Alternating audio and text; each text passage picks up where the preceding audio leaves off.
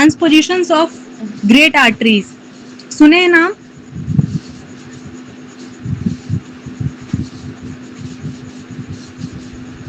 नाम कभी सुने हैं? ये टॉपिक का कभी नाम सुने आप लोग? सुने हैं ma'am. Transposition of great arteries. हम लोग ग्रेट आर्टरीज किसको किसको बोलते हैं, पहले ये बताइए।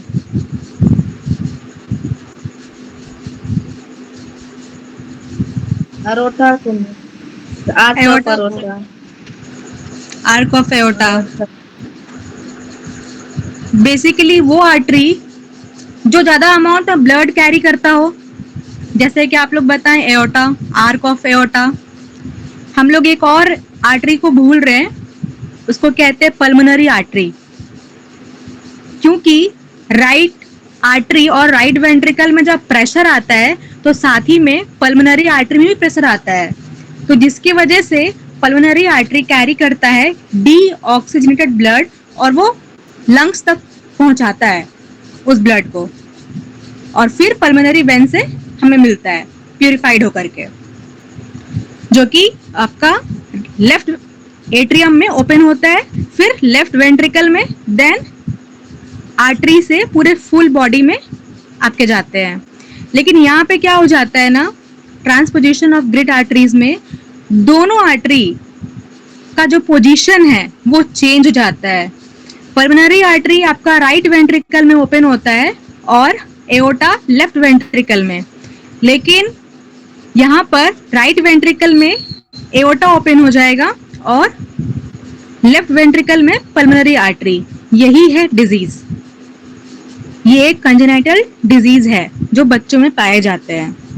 इसको और अच्छे तरीके से देखते हैं, इमेज के थ्रू देखेंगे। The transposition of great arteries is ventriculo-arterial discordance, in which the aorta arises from the morphologic right ventricle and the pulmonary artery arises from the morphologic left ventricle. जैसे कि अभी आपको मैंने बताया, राइट वेंट्रिकल से आपका aorta arise हो जाएगा और लेफ्ट वेंट्रिकल से पल्मोनरी आर्टरी, जो कि ये एनोमली है, यानी कि डिसऑर्डर है। देख सकते हैं फर्क, देखिए यहाँ पे नॉर्मल हार्ट में और आपका ट्रांसपोजिशन ऑफ ग्रेट आर्टरीज में क्या डिफरेंसेस है। नॉर्मल में देखिए आर्क ऑफ एओर्टा जो है वो ओपन हो रहा है लेफ्ट वेंट्रिकल में, नॉर्मल वाले में, लेकिन यहाँ ट्रांसपोजिशन ऑफ ग्रेट आर्टरीज में आप देख सकते हैं arc of aorta right ventricle में ओपन हो रहा है और पल्मोनरी आर्टरी लेफ्ट वेंट्रिकल में। इसका एटियोलॉजी जैसे कि पहले भी हम लोग पढ़ चुके हैं, जितने भी हम लोग एनोमलीज पढ़े हैं कंजेनाइटल हार्ट का, उसका ऑलमोस्ट कॉजेज जो है वो अननोन होता है, ठीक है। और ऐसे माना गया है कि यहाँ पे इन्फेंट में मतलब जो डायबिटिक मदर होती है, अगर मदर को डायबिटिक है तो हम लोग ये कह सकते हैं कि इन्फेंट को कोई कंजेनाइटल हार्ट प्रॉब्लम की समस्या हो सकती है। इसलिए हम लोग मदर का एंटीनेटल चेकअप, एंटीनेटल केयर बहुत सावधानी से करते हैं। पैथोफिजियोलॉजी, किस प्रकार से ये मतलब होता है, किस तरीके से ये प्रोसेसिंग में चलेगा और कैसे हमारे शरीर को परेशानी होएगी, कैसे हम लोग का क्लिनिकल मैनिफेस्टेशंस देखा जाएगा। The pulmonary and systemic circulation function in parallel rather than in series causes. Transposition of great arteries, ये अगर हो जाता है उसके बाद का क्या होता है, oxygenated pulmonary venous blood return to the left atrium and left ventricle. जितने भी ब्लड होंगे, क्योंकि ट्रांसपोजिशन हो जा रहा है, सबका फंक्शन चेंज हो जा रहा है, पोजीशन चेंज हो जा रहा है, तो ऑक्सीजनेटेड जो ब्लड होगा वो फ्लो बैक चला जाएगा, और जो डीऑक्सीजनेटेड ब्लड है जो कि लंग्स में आना चाहिए वो आपके बॉडी तक चला जाएगा। मतलब जो फंक्शन होना चाहिए उसका फंक्शन का उल्टा जाएगा। प्योर ब्लड आपके शरीर में नहीं जा करके लंग्स में वापस चला जाएगा, और जो इम्प्योर ब्लड है वो आपके शरीर में चला जाएगा। recirculated to the pulmonary vascular bed via abnormal pulmonary arterial connection to the left ventricle. यही बोला जा रहा है कि एबनॉर्मल कनेक्शंस की वजह से ये प्रॉब्लम देखने को मिलेगा। यहाँ पे कहाँ पे एबनॉर्मल कनेक्शन हो रहा है?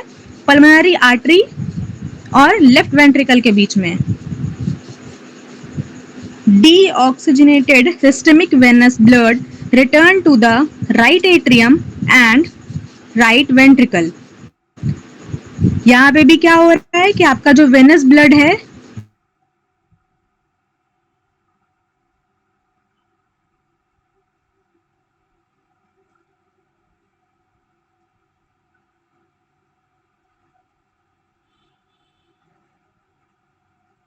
supply and right and left ventricle overload. Right और लेफ्ट वेंट्रिकल्स में ओवरलोड हो जाएगा। क्यों? क्योंकि फ्लो बैक जा रहा है। ब्लड का जो पंपिंग करने का तरीका है उसका काम जो है वो उल्टा हो जा रहा है, अपोजिट हो जा रहा है यहाँ पे। इसके वजह से राइट और लेफ्ट वेंट्रिकल में ओवरलोड देखने को हमें मिलेगा। दूसरी चीज, जो सिस्टमिक सर्कुलेशन में जैसे लंग्स वर्क करता है उसका काम भी उल्टा हो जा रहा है। उसका काम क्या है लंग्स का? लंग्स ऑक्सीजनेट करता है ब्लड को और फिर हार्ट में सेंड करता है और हार्ट से right side of the heart से हमारे पूरे बॉडी में जाता है एओर्टा के थ्रू। लेकिन ये नहीं हो रहा है तो इसलिए फ्लो बैक हो जाएगा लंग्स के पास। वापस से जो भी उसने जो ब्लड पंप कराया, ऑक्सीजनेट किया, वो वापस आ जाएगा लंग्स के पास ही। कोई फायदा होगा? हमारे शरीर को कुछ नहीं होगा, इससे और नुकसान होगा। ओवरलोड सिर्फ हार्ट को नहीं होगा, लंग्स को भी हो जाएगा overload. It is incompatible with prolonged survival unless mixing of oxygenated and deoxygenated blood occur at some anatomic level like ASD, VSD और PDA। तो ये सब चीज़ें ऑटोमेटिक तरीके से दिखना शुरू हो जाएगा। ये जो कंडीशन है, इस कंडीशन के बाद आपको ASD देखने को मिल सकता है। अगर ASD नहीं भी है तब भी देखने को मिलेगा, यानी कि आर्टेरियल सेप्टल डिफेक्ट, साथ ही में वेंट्रिकल सेप्टल डिफेक्ट और साथ ही में पेटेंट डक्टस आर्टेरियोसिस। ये 3 कंडीशन आपको इस मामले से हो सकता है। अगर नहीं है बच्चे को तब भी। क्लिनिकल मैनिफेस्टेशन, हम बच्चों में क्या साइन एंड सिम्टम्स देखने को मिलेगा जिससे हम लोग कह पाएंगे कि बच्चे को ट्रांसपोजिशन ऑफ ग्रेट आर्टरीज है। Prominent and progressive cyanosis within the first 24 hours of life is the usual finding in infant. 24 घंटे में आपको साइनोसिस देखने को मिलेगा। जैसे ही बेबी का बर्थ होगा आपको विदिन 24 आवर्स बेबी में साइनोसिस देखने को मिलेगा। टेकिपनिया देखने को मिलेगा, tachycardia, diaphoresis, failure to gain weight. Diaphoresis क्या होता है?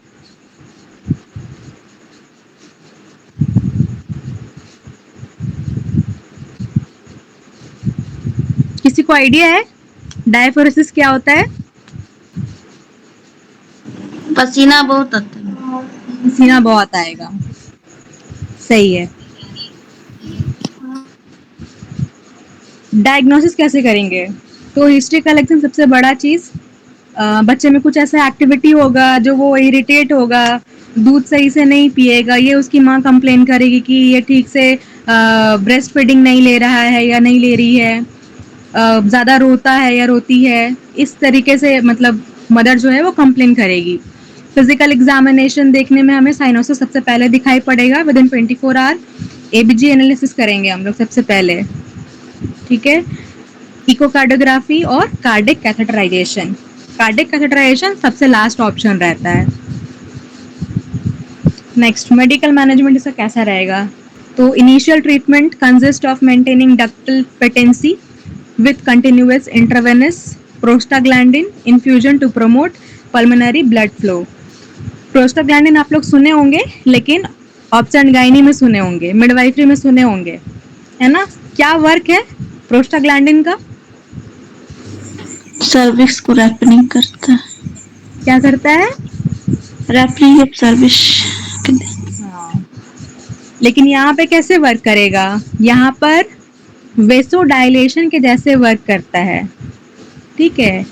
हमारा जो ब्लड वेसल है उसमें एक मैकेनिज्म होता है और रिसेप्टर्स भी होते हैं प्रोस्टाग्लैंडिन्स के, और हम लोग ऊपरी तौर से आईवी हम लोग इन्फ्यूजन देते हैं प्रोस्टाग्लैंडिन का, ताकि जो ब्लड वेसल्स है उसमें डायलेशन आ जाए, और डायलेशन आएगा तो क्या होगा, ब्लड फ्लो जो सर्कुलेशन होता है उसमें बहाव ज़्यादा आएगा, ठीक है। इसमें क्या होगा कि बीपी रेज करेगा, जो टेकिकार्डिया हो रहा था वो ब्रेडिकार्डिया हो जाएगा, है ना। मतलब ब्रेडिकार्डिया नहीं बोल सकते, थोड़ा कम हो जाएगा हार्ट रेट, जो पल्स रेट बढ़ गया था वो पल्स रेट कम हो जाएगा ये प्रोस्टाग्लैंडिन देने से, ठीक है। मेन मोटो ये है।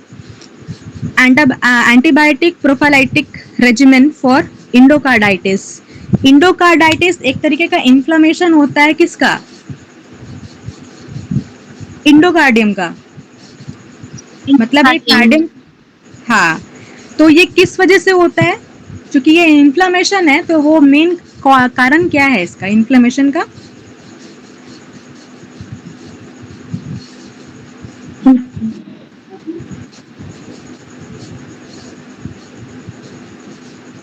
इसका मेन कारण होता है इन्फेक्शन, ठीक है। Group A beta haemolytic streptococcal infection की वजह से इंडोकार्डाइटिस होता है। एक्चुअली पानकार्डाइटिस होता है। पानकार्डाइटिस का मतलब होता है हार्ट का तीनों लेयर का इन्वॉल्वमेंट, हार्ट का तीनों लेयर में इन्फ्लामेशन, उसको पानकार्डाइटिस कहते हैं। और यहाँ पे सिर्फ लिखा है इंडोकार्डाइटिस, यानी कि जस्ट इंडोकार्डियम का लेयर को इन्फ्लेम करेगा, तो कहीं ना कहीं चांसेस ऑफ इन्फेक्शन बढ़ जाएगा, रिस्क ऑफ इन्फेक्शन बढ़ जाएगा। इसलिए हम लोग एंटीबायोटिक का प्रोफाइलैक्टिक रेजिमेन पहले से ही देते हैं बच्चे को। Next, fluid replacement. अब बच्चे में साइनोसिस देखने को मिल रहा है, तो और इम्बैलेंस हो रहा है, ब्लड फ्लो जहाँ जाना चाहिए वहाँ नहीं जाएगा, तो ऐसे में हमारे टिश्यूज तक, हमारे ऑर्गन्स तक सही मात्रा में फ्लूइड नहीं जाएगा, तो जिस कारण से हम लोग को ऊपरी से फ्लूइड देना पड़ेगा बेबी को, ताकि वो हाइड्रेटेड रहे, डिहाइड्रेट ना हो जाए। बाइकार्बोनेट एडमिनिस्ट्रेशन करेंगे फॉर एसिडोसिस, क्योंकि इस कंडीशन में लंग्स में मैंने कहा था ना कि डीऑक्सीजनेटेड ब्लड लंग्स में वापस चला जाएगा, यानी कि रिटर्न बैक जाएगा। तो लंग्स में क्या हो गया, कार्बन डाइऑक्साइड का जो कंसंट्रेशन होता है वो ओवरलोड हो जाएगा। ओवरलोड होने की वजह से ये एसिडोसिस का कंडीशन हो जाता है यहाँ पे, और इसको ही हम लोग को ठीक करने के लिए बाइकार्बोनेट का एडमिनिस्ट्रेशन करना पड़ता है। बाइकार्बोनेट एक अल्कलाइन सॉल्यूशन होता है, एक अल्कलाइन मेडिकेशन होता है, जिसको हम लोग डिसॉल्व करके बेबी को देते हैं। And last, mechanical ventilation. Mechanical ventilation क्यों दे रहे हैं पता है ना? क्योंकि लंग्स में कार्बन डाइऑक्साइड की मात्रा ज़्यादा हो गई, जिसकी वजह से हमारा लंग्स जो है उसको प्रॉपर ऑक्सीजन नहीं मिल पा रहा है, तो उसकी वजह से टिश्यूज़ को नहीं मिल पाएगा। इस वजह से हम लोग यहाँ पे मैकेनिकल वेंटिलेशन का भी इंतज़ाम रखेंगे। अगर हम डायग्नोस हो गया बच्चा कि बच्चे को ये है, ये कंडीशन हो रही है, तो हम लोगों को ये सारे व्यवस्था रखनी पड़ती है। सर्जिकल मैनेजमेंट, इसका एक ही सर्जिकल मैनेजमेंट है इसका। इसमें हम लोग लाइगेट करते हैं। लाइगेट बोले तो सूचरिंग कर देना। अगर किसी जगह का पोजीशन चेंज हो गया, और किसी, अगर मान लेते हैं कि कोई पाइप है और एक का पाइप सही जगह पे जा रहा है, और अगर जाएगा भी तो उतना ज़्यादा नुकसान नहीं करेगा, जो सबसे ज़्यादा नुकसान कर रहा है उसको हम लोग क्या करते हैं, ढक देते हैं, उस पाइप को बंद ही कर देते हैं। तो उसके वजह से हमारा जो फ्लो है और जो वर्कलोड बढ़ा रहा है वो बंद हो जाएगा, उतना नुकसानदायक नहीं होगा अगर बंद कर देंगे तो उसी प्रकार से हार्ट में भी हम लोग क्या करते हैं कि एक लाइगेशन कर देते हैं, यानी कि सूचरिंग कर देते हैं ऐसे आर्टरीज को, जिसके वजह से हमारा जो ब्लड फ्लो है जो हमें नुकसान दे रहा है, जिस ब्लड वेसल से, जिस सर्कुलेशन से, वो स्टॉप हो जाए। तो आप लोग यहाँ पे देख सकते हैं, इमेज में आप देखिए किस तरीके से लाइगेशन करे हैं। यहाँ पे ये दिखाया जा रहा है कि जो पल्मोनरी आर्टरीज है जो डीऑक्सीजनेटेड ब्लड कैरी करता है ना, उसको लाइगेट किया जा रहा है यहाँ पे, क्योंकि सबसे ज़्यादा प्रॉब्लम वही क्रिएट करेगा, क्योंकि उसके पास डीऑक्सीजनेटेड ब्लड होता है। जिसके पास ऑक्सीजनेटेड होता है उसको कोई परेशानी नहीं है और उससे कोई परेशानी होगी भी नहीं। तो ये है रेस्टिली ऑपरेशन, इसको कहा जाता है, ऐसे लाइगेशन करा जाता है। इसका कॉम्प्लिकेशन क्या देखने को मिलेगा, तो कंजेस्टिव हार्ट फेलियर, अरिदीमिया, और ये एक सिंड्रोम है जो एक इरिवर्सिबल सिंड्रोम होता है, इतना कोई खास नहीं है ये। इसका दो मेन कॉम्प्लिकेशन है जो कि कंजेस्टिव हार्ट फेलियर है और अरिदीमिया है, ये याद रखिएगा। नेक्स्ट है कोएरेक्शन ऑफ एओर्टा। ये भी एक कंजेनाइटल एनोमली है जो कि बाय बर्थ पाया जाता है बेबीज में।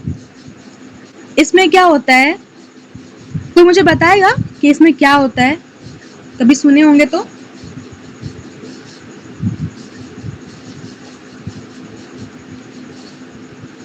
फिगर में भी दिख रहा है, कि फिगर में दिखाई पड़ रहा है कि क्या प्रॉब्लम हो रहा है। यहाँ पे दिख रहा है आर्क ऑफ एओर्टा दिख रहा है, एओर्टिक नॉच के पास आपको दिख रहा होगा कि ये हल्का सिकुड़ा हुआ है, यानी कि स्टेनोसिस हो गया है।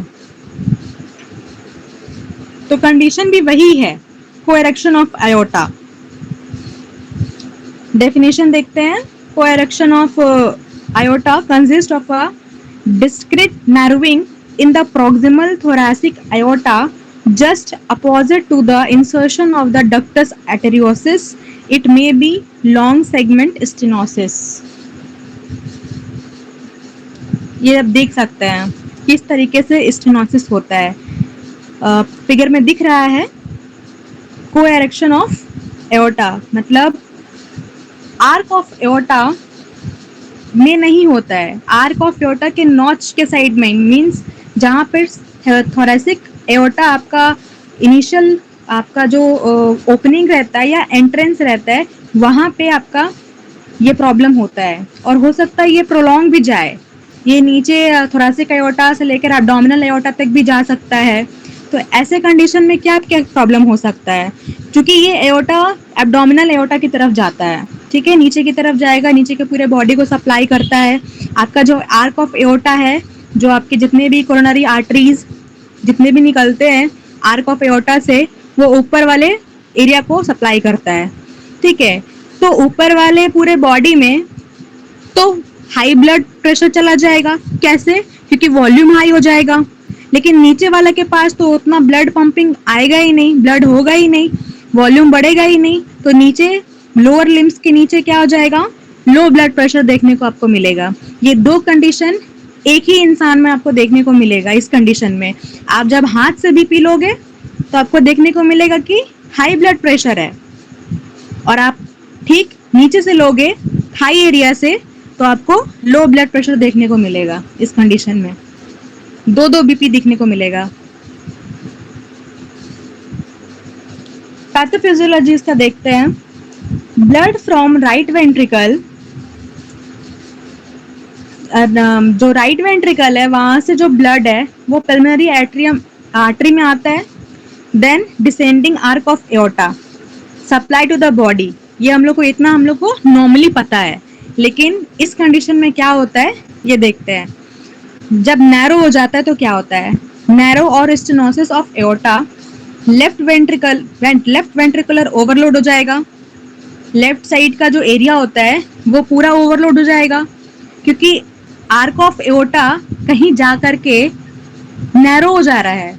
तो इस कंडीशन में क्या होगा, लेफ्ट का जो हार्ट है वो पूरा ओवरलोड हो जाएगा, है ना। कितना ब्लड सप्लाई करेगा कोरोनरी आर्टरीज में, और ब्रांचेस ऑफ कोरोनरी आर्टरीज में कितना ही करेगा। तो ऐसे में ओवरलोड लेफ्ट आर्टरी और लेफ्ट वेंट्रिकल में होता है।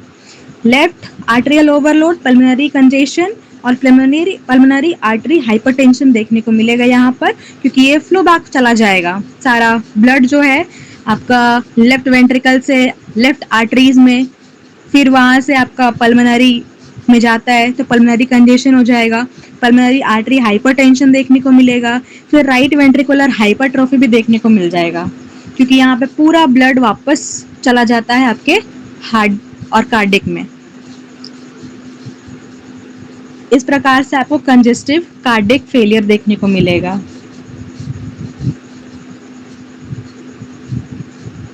क्लिनिकल फीचर्स इसका क्या हो सकता है? अगर आपका कोई ब्लड वेसल नैरो हो जाता है, तो नैरो होने के बाद आपको सबसे पहले तो बच्चे को सबसे पहले क्या हो जाएगा, रेस्पिरेटरी प्रॉब्लम देखने को मिलेगा। नॉर्मली सोचा जाए तो, अगर हम लोग बुकिश लैंग्वेज में ना जाएं तो सबसे पहले रेस्पिरेटरी प्रॉब्लम, साइनोसिस वगैरह देखने को मिलेगा। सबसे पहले ब्लड प्रेशर जो है, अगर हम लोग किसी पर्सन का वाइटल्स लेते हैं तो हम लोगों को 2 डिफरेंट वाइटल्स इस पर्सन में देखने को मिलेगा। ठीक है, नीचे एकदम थ्रेडी पल्स, लोअर लिम्स में एकदम थ्रेडी पल्स देखने को मिलेगा और ऊपर में एकदम बाउंडिंग पल्स। आप लोग पल्स का जब कैटेगरी पढ़े होंगे फंडामेंटल में, तो वहाँ पे आप लोगों को ये पढ़ाया गया होगा बाउंडिंग पल्स क्या होता है, थ्रेडी पल्स क्या होता है। तो लोअर लिम्स में थ्रेडी पल्स पूरा देखने को मिलेगा, यानी कि एकदम एकदम नहीं के बराबर पल्स, और अपर एरियाज में बाउंडिंग पल्स देखने को मिलता है। क्यों? क्योंकि अपर एरिया में आपका हार्ट रेट ज़्यादा है, ब्लड प्रेशर ज़्यादा है, ब्लड वॉल्यूम ज़्यादा है, इस वजह से। यहाँ देखते हैं asymptomatic with minor defect, asymptomatic ही रहता है, क्योंकि हम लोग सिर्फ वाइटल से तो जज नहीं कर सकते हैं ना कि बच्चे को कुछ हार्ट एनोमलीज है। तो हम लोग वाइटल्स ले लिए, वाइटल से पता नहीं चलता है। कभी कभी वाइटल्स हमारा थोड़ा बहुत ऊपर नीचे भी आता है, तो हम लोग वाइटल से सिर्फ पता नहीं कर सकते हैं कि बच्चे को ये कार्डियक एनोमली है। नेक्स्ट, फीडिंग डिफिकल्टी, बच्चा को फीडिंग डिफिकल्टी प्रॉब्लम रहेगा, पुअर वेट गेन होगा, डिज्निया देखने को मिलेगा, failure to thrive, pitting oedema, pitting oedema देखने को मिलता है। क्यों मिलता है पिटिंग एडिमा? पैरों में एडिमा देखने को क्यों मिलेगा? फ्लूइड एक्युमुलेशन हो जाएगा। फ्लूइड एक्युमुलेशन कैसे होगा? ब्लड तो जा ही नहीं रहा है नीचे, ब्लड वॉल्यूम तो कम है नीचे लोअर लिम्स में। ब्लड का कमी हो जाएगा, एनीमिया हो जाएगा। एनीमिया हो जाएगा तो उससे पिटिंग एडिमा का क्या रिलेशन है?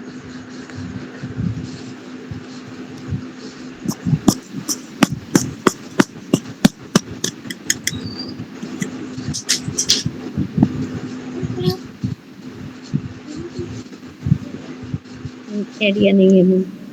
हाँ, तो ऐसा होता है कि जहाँ पे ब्लड की कमी होती है तो वहाँ पे एल्बुमिन जो होता है ना, वो एक्टिव हो जाता है। एल्बुमिन पता होगा कि एक प्रोटीन होता है जो फ्लूइड में पाया जाता है, जो ऑस्मोटिक प्रेशर मेंटेन करता है। ठीक है, तो एल्बुमिन का कंसंट्रेशन जो है वो चेंज हो जाता है। ये एक फ्लूइड का जो ऑस्मोलैरिटी होता है ना, उसको मेंटेन करने के लिए एल्बुमिन रहता है हमारा ब्लड में। अब ब्लड ही नहीं पहुंच रहा है, ठीक है, अब ब्लड नहीं पहुंचेगा तो जो हमारा सेलुलर फ्लूइड होता है, उस फ्लूइड में भी एल्बुमिन पाया जाता है। तो एल्बुमिन का कंसंट्रेशन चेंज हो रहा है, तो एल्बुमिन क्या करता है ना, धीरे धीरे जो टिश्यूज के जितने भी फ्लूइड होते हैं ना, वो फ्लूइड हो गए, मतलब टिश्यूज के जो फ्लूइड होते हैं उसको धीरे धीरे एक्स्ट्रा सेलुलर कंपार्टमेंट में डाल देता है। ठीक है, और ब्लड वेसल का जो लाइनिंग होता है वो भी कहीं ना कहीं एपिथेलियम से बना हुआ है, और उसमें से भी हमारा जो होता है वो फ्लूइड रिलीज करता है, और इतना फ्लूइड एक्सेसिव अमाउंट में रिलीज होता है कि वो जाकर के हमारा डिस्टल एरिया में एक्युमुलेट हो जाता है, यानी पिडल में, यानी पैरों में। सबसे पहला साइन दिखाई पड़ेगा पैरों में, पिडल एडिमा दिखने को मिलेगा, इस कारण से होता है। Next, gallop rhythm. Gallop rhythm को आप लोग अस्कल्टेशन करके सुन सकते हैं। जब आप स्टेथोस्कोप जब लगाएंगे बच्चे के हार्ट के ऊपर, तो आपको गैलोप रिदम देखने को मिलेगा। इसको मैं ऐसे नहीं समझा पाऊंगी, क्योंकि आप लोग उसको असेस करोगे तभी समझ पाओगे कि गैलोप क्या होता है, किस तरीके का रिदम होता है। हार्ट मर्मर, हार्ट मर्मर मतलब जैसे कोई मोटरसाइकिल जैसे चलता है ना, जैसे नहीं स्टार्ट होता है तो हम लोग बहुत एक्सीलेटर लेते हैं, उस तरीके से आपको सुनाई पड़ेगा हार्ट मर्मर में। नेक्स्ट है फैटिग, वीकनेस और फ्रीक्वेंट एपिस्टेक्सिस। फ्रीक्वेंट एपिस्टेक्सिस कहाँ पे होगा? एपिस्टेक्सिस ये कहाँ का कंडीशन है? Nose bleeding.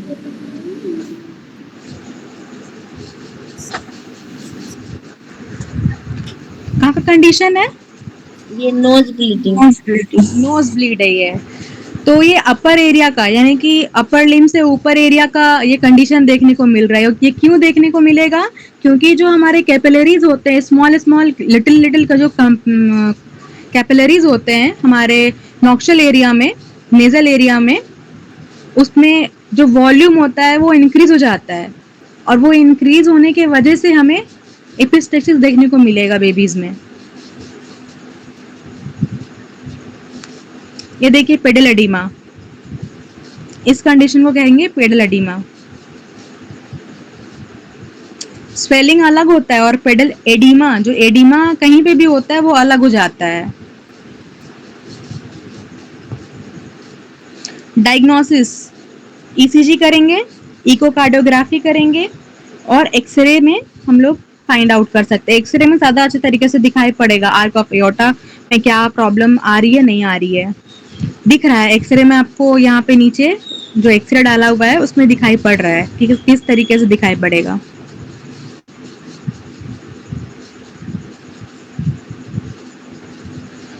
Management, inotropic support और डायूरेटिक थेरेपी। आइनोट्रोपिक एजेंट का नाम बताएंगे? मेडिकल मैनेजमेंट है, तो आइनोट्रोपिक एजेंट हम लोग किसको बोलते हैं?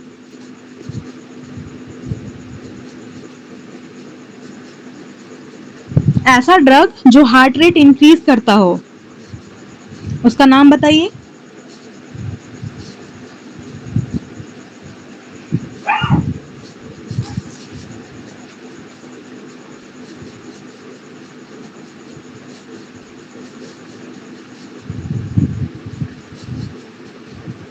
डिजॉक्सिन नेम है, ठीक है? कभी सुने हो डिजॉक्सिन इंजेक्शन?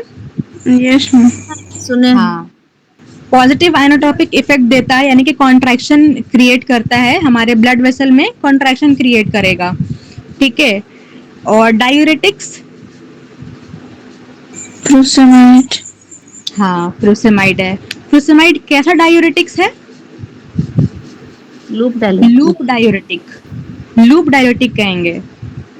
किडनी का जो स्ट्रक्चर होता है उसमें जो नेफ्रॉन पाया जाता है उसमें एक लूप ऑफ हेनले पाया जाता है, उस लूप में जाकर के वो एक्ट करता है डायूरेटिक्स। नेक्स्ट है प्रोस्टाग्लैंडिन का इन्फ्यूजन देना। प्रोस्टाग्लैंडिन का इन्फ्यूजन आपको यहाँ पे बहुत सुनने को मिलेगा, इसलिए आप यहाँ याद कर लीजिएगा कि प्रोस्टाग्लैंडिन यहाँ पर कैसे वर्क करता है। फॉर वेसोडाइलेशन, यहाँ पर वेसोडाइलेशन कराएगा। तो इसका एक एग्जांपल देती हूँ, अल्प्रोस्टाडिल। प्रोस्टाग्लैंडिन का जो यहाँ पे रहता है नाम वो होता है अल्प्रोस्टाडिल, याद रखिएगा फिर लिख लीजिए alprostadil. Surgical management, end to end anastomosis कर सकते हैं यहाँ पे। एनास्टोमोसिस मतलब क्या होता है कि जिस एरिया में नैरोविंग हुआ है उस एरिया को कटिंग करके और फिर दोनों को जहां जहां कटिंग किया है, जिस एंड में कटिंग किया है उस एंड को जोड़ दो, ये हो गया आपका एनास्टोमोसिस करना। Prosthetic patch एओर्टोप्लास्टी। एओर्टोप्लास्टी मतलब आयाता को रिपेयर कर। हाँ, एक तरीके से रिपेयर, लेकिन प्रोस्थेटिक आप लोग कभी सुने होंगे, वैसा डिवाइस जो मतलब हम लोग ऊपरी से उसको ऐसा स्ट्रेंथ देने के लिए डिवाइस को लगाते हैं ताकि उसका जो जो नॉर्मल फंक्शनिंग है वो वापस रिगेन कर सके। प्रोस्थेटिक ऐसे भी वो लोग यूज करते हैं, आप लोग जनरली जानते होंगे, जो लोग अपाहिज होते हैं वो लोग प्रोस्थेटिक डिवाइस यूज करते हैं। तो वो लोग क्यों यूज करते हैं? क्योंकि वो लोग अनेबल होते हैं चलने फिरने के लिए, तो उन लोगों को जरूरत पड़ता है। तो वैसे ही यहाँ पे जो आर्क ऑफ एओर्टा है उसको जरूरत है, नॉर्मल फंक्शनिंग का जरूरत है, तो हम लोग एक ऊपर से एक डिवाइस को लगाते हैं वहाँ पे, प्लास्टिक करते हैं, और उसके वजह से फिर जो नॉर्मल फंक्शनिंग है आर्टरी वो रिगेन कर पाता है। नेक्स्ट, सबक्लेवियन फ्लैप एओर्टोप्लास्टी, ये तीसरा सबक्लेवियन का होता है फ्लैप। सबक्लेवियन फ्लैप मतलब समझ रहे हैं, एक सबक्लेवियन आर्टरी भी जाता है वहीं से, ठीक है? तो हम लोग उसमें फिर एओर्टोप्लास्टी कर देते हैं, उससे कनेक्शन करवा देते हैं। नेक्स्ट है परक्यूटेनियस बैलोन बैलून एंजियोप्लास्टी, ये एक तरीके का प्रोसीजर टाइप का होता है जिसमें कि हम लोग परक्यूटेनियसली यानी कि थ्रू स्किन के थ्रू हम लोग डालते हैं और डायरेक्ट हम लोग उस आर्क ऑफ एओर्टा में छेद बनाकर हम लोग डाल दिए। एक वायर जैसा होता है, एक ट्यूब जैसा होता है, उसको हम लोग नॉर्मली डाले और जैसे हम लोग फॉलिस कैथेटर लगाते हैं और हम लोग डिस्टिल वाटर को फिल्ड करते हैं तो अंदर वो बैलून फूल जाता है। उसी प्रकार से यहाँ पे एंजियोप्लास्टी में बैलून को हम लोग जैसे ही डालते हैं और बैलून वहाँ पे हम लोग फुला देते हैं, बाहर से एयर का प्रेशर दे करके बैलून को फुलाते हैं। फुलाते फुलाते वहाँ पे क्या करेंगे, जो नर्विंग हो जाता है उस नर्विंग को हम लोग फिर करेक्ट कर पाते हैं वो बैलून के फुलाने के वजह से। ये हो गया मैनेजमेंट। नेक्स्ट है आपका टॉपिक है ट्रंकस आर्टेरियोसिस। यहाँ तक समझ में आया आप लोग को? Yes ma'am.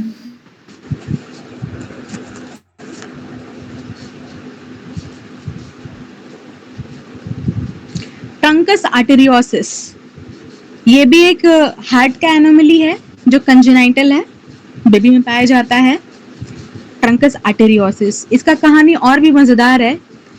इसका कहानी ये है कि हम लोग जानते हैं कि राइट साइड से पल्मोनरी आर्टरी आता है और लेफ्ट साइड से एओर्टा, है ना। लेकिन इस केस में क्या होगा कि दोनों इस प्रकार से जुड़े रहते हैं कि मान लो एक ही रास्ता है, एक ही आपका मतलब पाइप बन गया नीचे की तरफ आने के लिए या फिर पूरे बॉडी में सप्लाई करने के लिए या फिर पल्मोनरी को देने के लिए एक ही आपका सप्लाई का चैनल है। तो कैसे होगा, यहाँ पर तो सबसे पहले मिक्सिंग हो जाएगा ब्लड का। ऊपर से आर्टरी अपना काम कर रहा है, राइट एट्रियम और राइट वेंट्रिकल, लेफ्ट आर्टरी और लेफ्ट वेंट्रिकल अपना काम प्रॉपर तरीके से कर रहा है। लेकिन जैसे ही उस लोग का जो निकलने का जो रास्ता रहता है पल्मोनरी आर्टरी का या बोल लो आयोटा का, तो इस कंडीशन में आपका देखने को मिलेगा कि मिक्सिंग हो जाएगा, क्योंकि यहाँ पर तो सिंगल एक पाइप ओपन हो रहा है, सिंगल एक वेसल ओपन हो रहा है, जिसके वजह से मिक्सिंग आपको देखने को मिलेगा, प्योर ब्लड का भी और इम्प्योर ब्लड का भी। तो यानी कि जो प्योर ब्लड हुआ, आपका लंग्स जो प्योर किया ब्लड और वो मिक्स हो गया इम्प्योर के साथ में, तो क्या वो प्योर रहा? अब नहीं रहा। तो हमारे पूरे बॉडी में इम्प्योर ब्लड ही सप्लाई होगा, है ना। तो ये भी एक तरीके का कंडीशन है। देखते हैं definition. This anomaly consists of a single arterial trunk existing from the heart। अभी मैंने बोला ना, single arterial trunk exiting from the heart through a common valve giving origin to the aorta यानी कि systemic circulation, pulmonary artery that is pulmonary circulation and coronary artery that is coronary circulation। एक आपका एक trunk से, एक vessel से आपका ये तीनों सर्कुलेशन काम कर रहा है ना। तीनों सर्कुलेशन काम करेगा यहाँ पे। Failure of normal separation and deviation of the embryonic bulbular trunk into the pulmonary artery and aorta which result in development of a single vessel that overrides both ventricles। Blood from both the ventricles mixes in the common great arteries which leads to desaturation and hypoxemia। Normal separation नहीं होने के कारण, normal division नहीं होने के कारण हमें ये देखने को मिलेगा कि सिंगल वेसल जो है वो ओवरराइड कर जाएगा वेंट्रिकल से। दोनों वेंट्रिकल से जो हमारा नॉर्मल पाइपलाइन या बोल लो आर्टरी जो निकलते हैं, एओर्टा और पल्मोनरी आर्टरी, वो सिर्फ एक बनकर निकलेंगे, है ना। ऐसे में आपका मिक्सिंग ऑफ ब्लड देखने को मिलेगा और मिक्सिंग ऑफ ब्लड होगा तो आपको हाइपोक्सीमिया देखने को मिलेगा। हाइपोक्सीमिया बोले तो लैक ऑफ ब्लड, ये oxygen supply, lack of oxygen in blood, lack of oxygen in blood। Blood ejected from the heart flow preferentially to the lower pressure pulmonary arteries, so the pulmonary blood flow is increased and systemic blood flow is reduced. Blood तो eject हो रहा है जैसे उसको होना चाहिए, ejection हो रहा है, तो इस कंडीशन में आप देखोगे कि पल्मोनरी आर्टरीज के साइड में, यानी कि एक तरीके से आपको देखने को मिलेगा लो ब्लड प्रेशर, और आपको फिर इंक्रीज ब्लड फ्लो मिलेगा आपको पल्मोनरी ब्लड में, और सिस्टमिक ब्लड जो होगा वह रिड्यूस रहेगा, है ना। ये सिर्फ और सिर्फ इसलिए हो रहा है कि फेलियर ऑफ सेपरेशन की वजह से, ये याद रखिएगा ये वाला टर्म, फेलियर ऑफ सेपरेशन की वजह से यहाँ पे इतनी सारी प्रॉब्लम्स हो रही है। देखिए डिफरेंसेस नॉर्मल और ट्रंकस आर्टेरियोसिस में। नॉर्मल आपका इस तरीके से हार्ट है और ट्रंकस आर्टेरियोसिस में इस तरीके से आपको हार्ट देखने को मिलेगा। आप यहाँ पे देख पा रहे हैं जो एओर्टा है और जो पल्मोनरी आर्टरी है दोनों एक साथ कनेक्टेड है एक दूसरे से, है ना, दोनों का पाथवे एक ही है।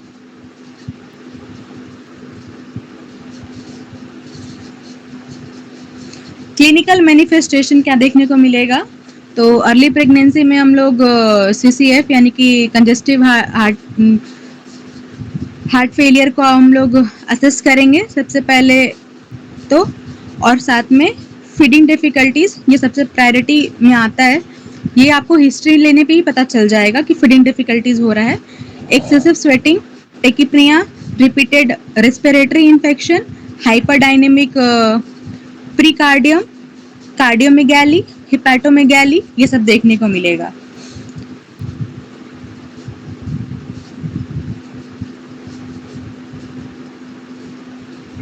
डायग्नोसिस, ईसीजी में आपको टॉल पिग पी वेव देखने को मिलेगा, और भी बहुत सारा इसका आपको आप यहाँ पे देख पा रहे हैं, रेडियोग्राफी लिखा है और साथ में आरएई जो है, आप लोग को इसके लिए पूरा ईसीजी समझना पड़ेगा, ठीक है। जो यहाँ पे लिखा है tall peaked P wave in lead second, lead third and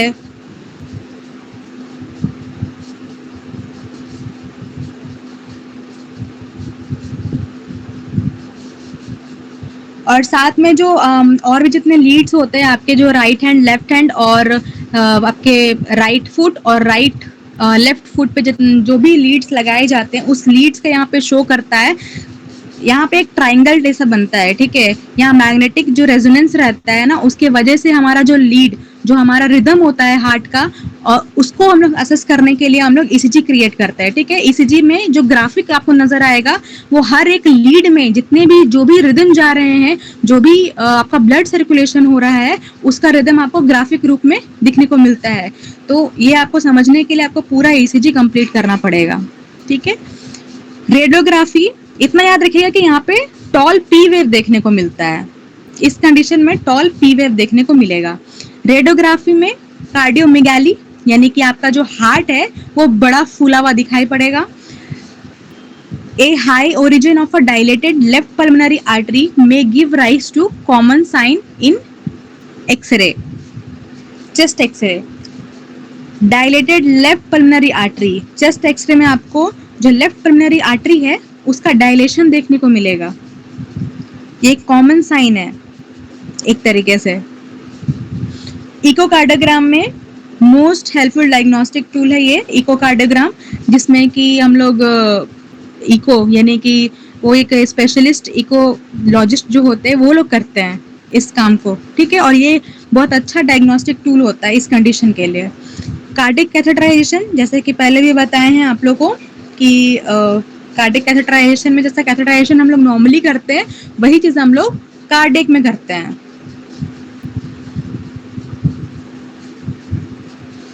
medical management, control of CCF with diuretic. Congestive heart failure को हम लोग डायूरेटिक्स और डिजॉक्सिन्स के जरिए बहुत हद तक कंट्रोल कर सकते हैं। अगर किसी पर्सन को कंजेस्टिव हार्ट फेलियर का साइन आपको देखने को मिलता है तो हम लोग डायूरेटिक और डिजॉक्सिन्स से हम लोग बहुत हद तक ठीक कर सकते हैं पेशेंट को। फिर करेक्शन कर सकते हैं एसिडोसिस, क्योंकि आपको पता है कि ओवरलोड हो रहा है यहाँ पे भी, तो ओवरलोड होने की वजह से पल्मोनरी में भी कार्बन डाइऑक्साइड की जो मात्रा होती है वो बढ़ रही है यहाँ पे, तो एसिडोसिस वाला कंडीशन देखने को मिलेगा। तो हम लोग को यहाँ पे करेक्शन करना पड़ेगा एसिडोसिस को भी। तो कैसे करेंगे?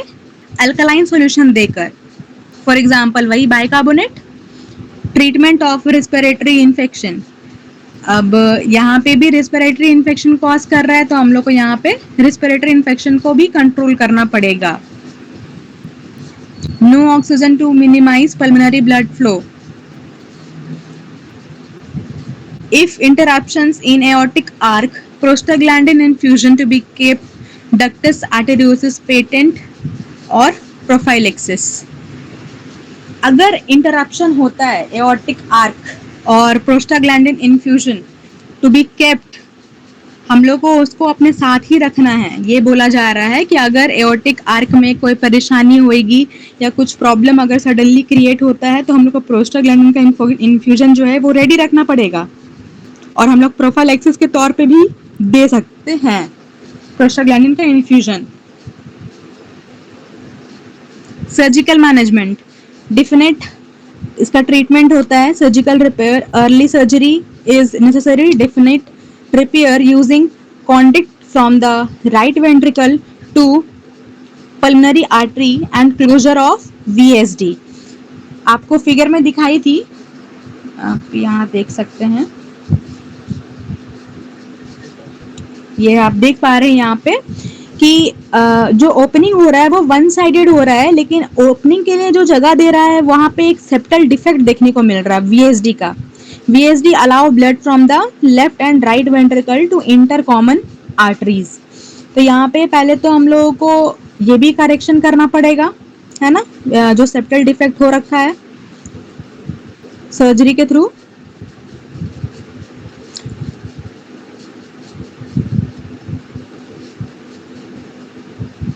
ऑप्टिमम एज क्या होता है बच्चे का सर्जरी करने के लिए? तो 3 मंथ में हम लोग कर सकते हैं बच्चे का सर्जरी, उससे पहले नहीं कर पाएंगे। उससे पहले हम लोग सिम्टोमेटिक मैनेजमेंट कर पाएंगे, या जो उसको परेशानी हो रही होगी वो हम लोग उसको थोड़ा बहुत परेशानी कम कर पाएंगे, लेकिन हम लोग 3 मंथ के पहले ये सर्जरी परफॉर्म नहीं कर सकते। पैलिएटिव सर्जरी, पल्मोनरी आर्टरी का बैंड मतलब बाइंड कर दो, पल्मोनरी आर्टरी जो है उसको बाइंडिंग कर दो। It is indicated in infant with large pulmonary blood flow and CCF। Complication, तो CCF अगर कंडीशन है तो आप देखोगे कि repeated respiratory infection, increased cyanosis and hypoxemia, brain abscess, CVA भी हो सकता है यानी कि cerebrovascular accident, इनइफेक्टिव इंडोकार्डाइटिस। और कॉम्प्लिकेशन ऑफ सर्जरी में क्या होता है? ट्रंकल वाल्व डिसइंफेक्शन और राइट वेंट्रिकल कॉन्डक्ट ऑब्स्ट्रक्शन। हम लोग जो कॉन्डक्ट करते हैं यानी कि राइट वेंट्रिकल्स में जो हम लोग कॉन्डक्ट बनाए यानी कि जो पाथवे हम लोग क्रिएट किए, वहाँ पे मे भी हो सकता है कि थ्रोम्बस की वजह से या ब्लड एक्यूमुलेशन की वजह से ऑब्स्ट्रक्शंस हो जाए। ये एक यहाँ तक समझ में आया?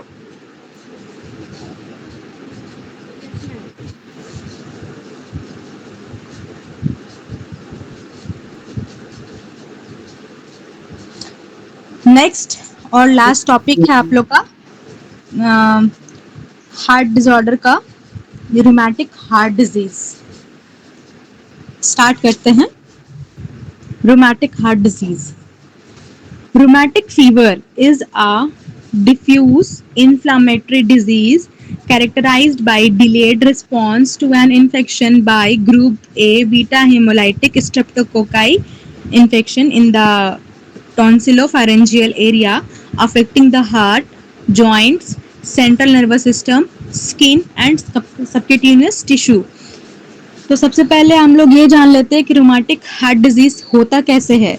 तो सबसे पहले तो एक मदर आपके पास आएगी, वो बोलेगी कि मेरे बच्चे को बुखार है, काफ़ी दिनों से बुखार है और साथ में कोल्ड एंड कफ भी हो रखा है 2-3 हफ्तों से, है ना, वो ठीक ही नहीं हो रहा है। तो जैसे ही आप टेस्ट कराओगे आपको क्या मिलेगा? Group A beta haemolytic streptococci का इन्फेक्शन आपको पॉजिटिव देखने को मिलेगा। अगर यह पॉजिटिव निकला तो इसका मतलब ये है कि बच्चे को रोमैटिक फीवर है ना, इसकी वजह से रोमैटिक फीवर आ रहा है, फीवर आपको कंप्लेनिंग में मिल गया तो इसका मतलब ये है कि ये एक रोमैटिक फीवर है। अब रोमैटिक फीवर है, गले में इन्फेक्शन है, गले में इन्फेक्शन की वजह से हार्ट में पहुंच जाएगा, ठीक है, क्योंकि टॉन्सिल और हार्ट में ज़्यादा डिफरेंसेस नहीं होता है, ज़्यादा दूरी नहीं है, हार्ट तक पहुंच जाएगा क्योंकि बच्चा है, बच्चे को तुरंत इन्फेक्शन प्रॉब्लम हो सकती है। तो इस कंडीशन में आपको सबसे पहले फीवर देखने को मिलेगा और आपको हिस्ट्री में कोल्ड एंड कफ बताएगी उसकी मदर। अब अगर इसको रोमैटिक हार्ट प्रॉब्लम हो जाता है तो उसके बाद जॉइंट प्रॉब्लम भी होगा, सेंट्रल नर्वस सिस्टम का भी प्रॉब्लम होगा, स्किन प्रॉब्लम भी देखने को मिलेगा। वो क्या क्या मिलेगा वो आपको आगे बताया जाएगा।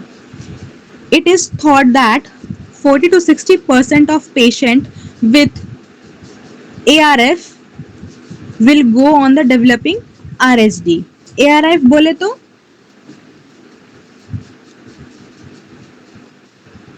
यहाँ ARF का फुल फॉर्म क्या है? Acute renal failure.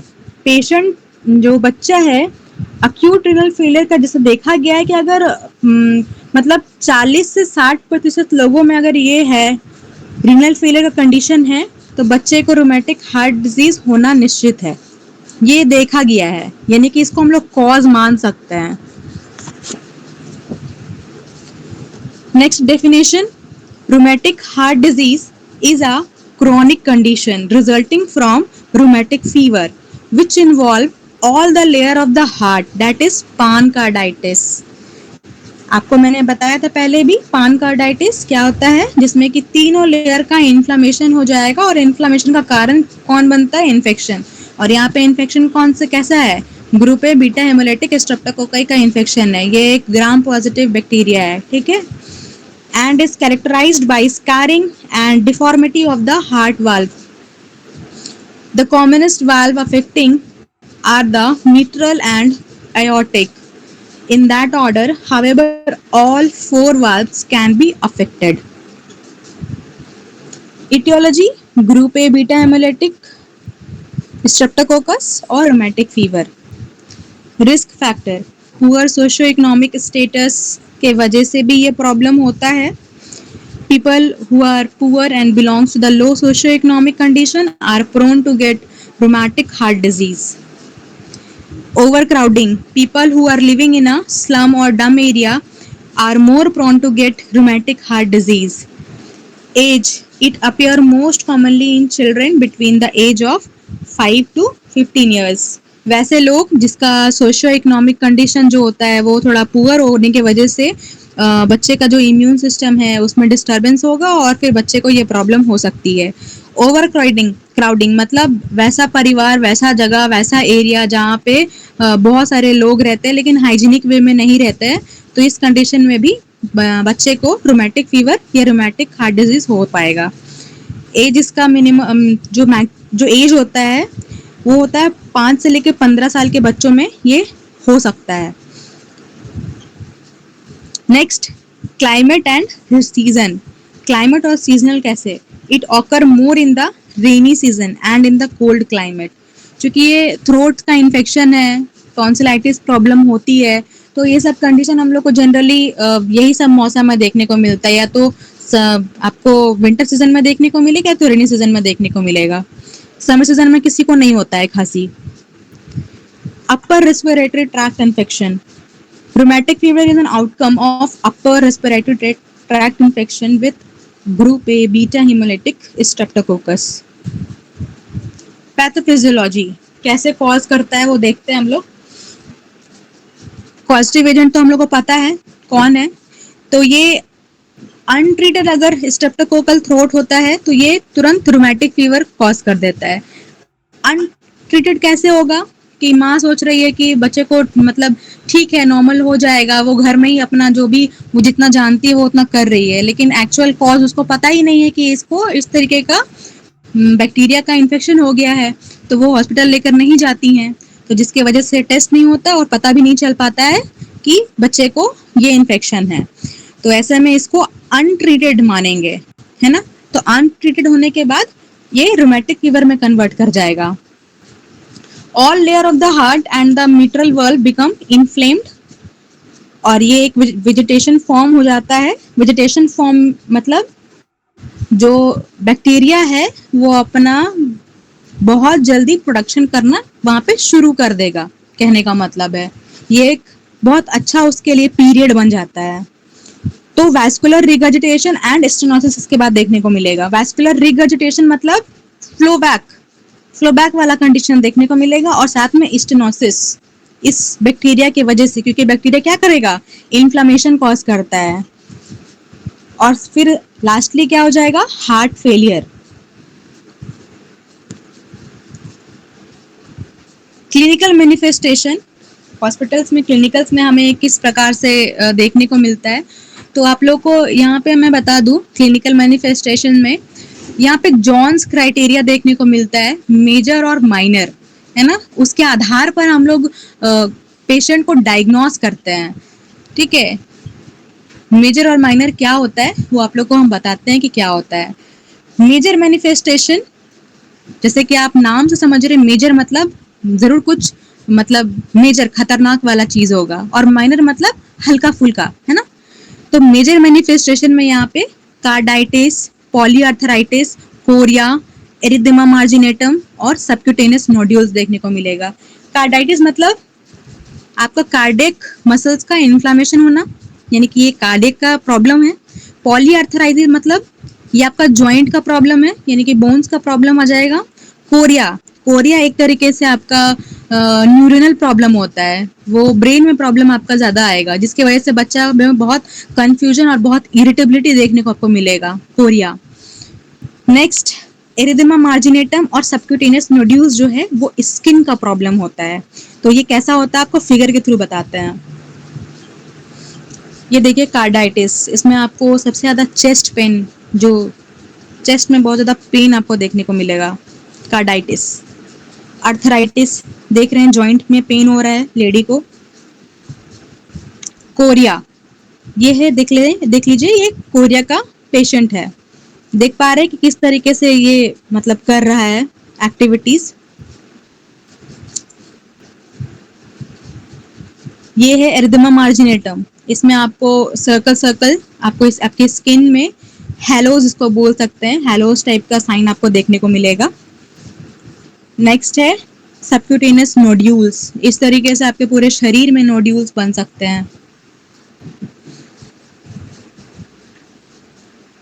Minor manifestation include fever associated with weakness, malaise, weight loss and anorexia, और साथ में अर्थरालजिया। ये सब माइनर मैनिफेस्टेशंस में आता है। तो हम लोग इसके जरिए कैसे डायग्नोस कर सकते हैं, तो जॉन्स क्राइटेरिया कहता है कि अगर मेजर का 2 सिम्टम बच्चों में दिखा, कोई भी 2 सिम्टम, पांचों में से कोई भी 2 सिम्टम्स देखने को मिला, और या तो मेजर में से कोई एक सिम्टम या माइनर में से कोई 2 सिम्टम, है ना। अगर ये सारे सिम्टम्स देखने को मिलेंगे तो इसका मतलब ये है कि हम लोग कंफर्म डायग्नोस कर सकते हैं कि ये रूमेटिक फीवर का बच्चा है, ये रूमेटिक हार्ट डिजीज का बच्चा है। ये सभी में से साइन अगर देखने को मिला तो इसका मतलब है कि रूमेटिक हार्ट डिजीज का बच्चा है। लैब फाइंडिंग में एलिवेटेड आपको ESR देखने को मिलेगा, elevated sedimentation rate, C reactive protein और leucocytosis. ECG or echocardiogram to confirm rhythm problems and structural changes. Next है chest X-ray shows enlarged heart. Chest X rays में आपको देखने को मिलेगा, क्योंकि यहाँ इन्फ्लामेशन हो जाता है, कार्डाइटिस हो जाता है, जिसके वजह से आपको इनलार्ज्ड हार्ट चेस्ट एक्सरे में फाइंडिंग मिल जाएगा।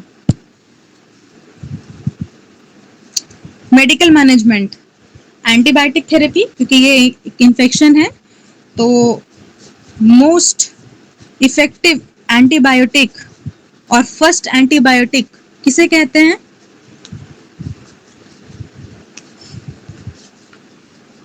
नेम बताएंगे कोई।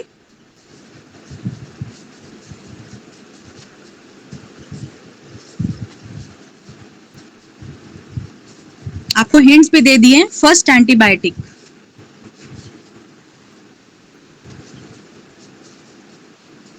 एंटीबायोटिक थेरेपी में हम लोग उसी चीज का इस्तेमाल करते हैं। फर्स्ट एंटीबायोटिक, दुनिया का फर्स्ट एंटीबायोटिक कौन सा है? नहीं जानते मैं। अरे, पेनिसिलिन का नाम सुना है? Yes, ma'am. सुने. सुने। अलेक्जेंडर फ्लेमिंग ने दिया था। Yes.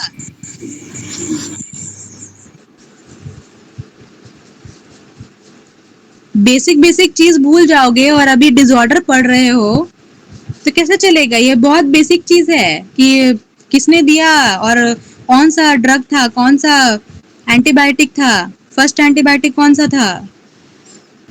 पेनिसिलिन जी नाम था, ठीक है, पेनिसिलिन जी। उसी पेनिसिलिन जी को हम लोग यहाँ पे इस्तेमाल करते हैं, ठीक है। और अगर पेनिसिलिन जी से बच्चे को एलर्जी होता है तो उसके बदले में हम लोग एरिथ्रोमाइसिन चलाते हैं, ठीक है। स्टेरॉइड, स्टेरॉइड में कौन सा स्टेरॉइड हम लोग देते हैं यहाँ पे रोमैटिक हार्ट डिजीज में?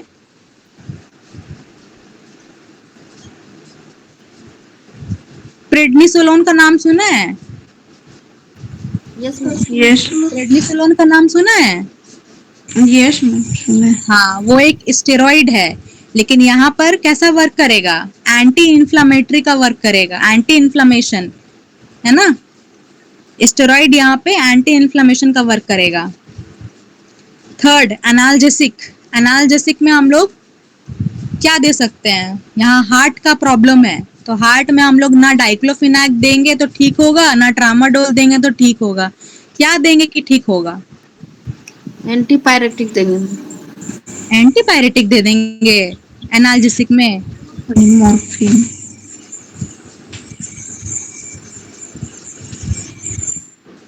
बताइए क्या देंगे? एस्पिरिन का नाम सुना है? Yes, ma'am. हाँ, वही देते हैं हम लोग यहाँ पे।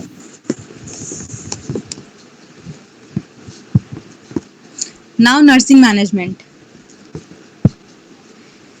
तो हम लोग को पेन का लेवल असेस करना है। बच्चों में पेन का लेवल हम लोग कैसे असेस करते हैं? Through facial expression. उसके चेहरे के एक्सप्रेशन से हम लोग पेन असेस कर पाते हैं। उसका स्केल का नाम क्या है?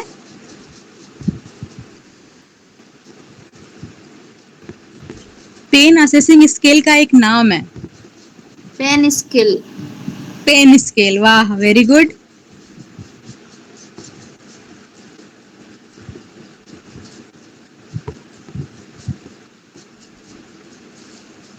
आप लोग लिख लीजिए, Wong Baker pain rating scale नाम है, ठीक है। Wong, WONG, Wong, Wong Baker pain rating scale. Google कर लीजिएगा, नहीं समझ में आएगा तो, ठीक है। कंप्लीट बेड रेस्ट के लिए बोलेंगे और साथ में डाइवर्शनल थेरेपी और साइकोलॉजिकल सपोर्ट भी देंगे। एडमिनिस्टर करेंगे एनाल्जेसिक। अगर पेन का लेवल ज्यादा हो जाता है तो अकॉर्डिंग टू फिजिशियन ऑर्डर हम लोग एनाल्जेसिक एडमिनिस्टर करेंगे। Next, assess the symptom of heart failure and decreased cardiac output including diminished quality of peripheral pulse, cool skin and extremities, increased respiration, increased heart rate, neck vein distension and presence of edema। का heart failure का अगर कोई symptoms देखने को मिलेगा बच्चों में, जैसे कूल कामी स्किन आपको देखने को मिलेगा। सबसे पहले जो स्किन होता है ना वो धीरे धीरे ठंडा होना पड़ जाता है, तो उस चीज को हम लोग को नोटिस करना पड़ेगा। और रेस्पिरेशन जो होगा वो काफी तेजी से टैकिपनिया टाइप का देखने को मिलेगा, तो इस चीज को हम लोग को असेस करना पड़ेगा। फिर हार्ट साउंड असेस करेंगे, monitor intake output, bed rest बोलेंगे और फिर एडमिनिस्टर करेंगे cardiac glycosides as prescribed. Next है assess the level of knowledge. अब छोटा बच्चा है, क्या उसको नॉलेज होगा? ज़्यादा नॉलेज तो होगा नहीं, तो उसके माता पिता को ही देना पड़ेगा। और अगर बच्चा बड़ा हो चुका है, इतना नॉलेज लेने के लायक बच्चा है, तभी उसको हम लोग थोड़ा बहुत बता सकते हैं। Assess the client ability to learn, explain about disease condition and about prophylactic treatment of antibiotics, clarify the client doubt clearly. Next, assess the client level of anxiety, clarify the doubt of the client by using non-medical term and calm slow pitch. Non-medical term मतलब हम लोग तो जब पढ़ते हैं तो हम लोग मेडिकल भाषा में हम लोग सब चीज़ याद करते हैं। हाइपरटेंशन को हाइपरटेंशन ही पढ़ते हैं, हाई बीपी मतलब हाई बीपी पढ़ते हैं। लेकिन कुछ लोग ऐसे होते हैं जिन लोगों को हाई बीपी समझ में नहीं आता, हाइपरटेंशन समझ में नहीं आता, तो उन लोगों के लिए हम लोगों को अपना लेमैन लैंग्वेज में बात करना पड़ेगा। साथ में स्लो स्पीच, काम रहना पड़ेगा उस कंडीशन में। Explain all activities, procedures and issues that involve the client. बच्चे को हम लोग ऐसे ऐसे एक्टिविटीज में इन्वॉल्व करना पड़ेगा ताकि वो मतलब कुछ चीज़ों में बिजी रहे, उसको ऐसा ना लगे कि मुझे बहुत बड़ा प्रॉब्लम है, बहुत बड़ा परेशानी है और इसलिए हमको यहाँ पे रखा गया है। नहीं तो बच्चा रहते रहते डिप्रेशन में भी चला जाता है कभी कभी। Explain about the disease condition and prophylactic treatment. Disease condition को हम लोग को एक्सप्लेन करना है बच्चे को और साथ में प्रोफाइलैक्टिक ट्रीटमेंट देना है। Provide anxiolytic as prescribe. अगर बच्चा कुछ ज़्यादा एंजियस हो रहा है तो हम लोग एंजियोलाइटिक भी देते हैं। तो ये हो गया आप लोग का हार्ट डिसऑर्डर कंप्लीट।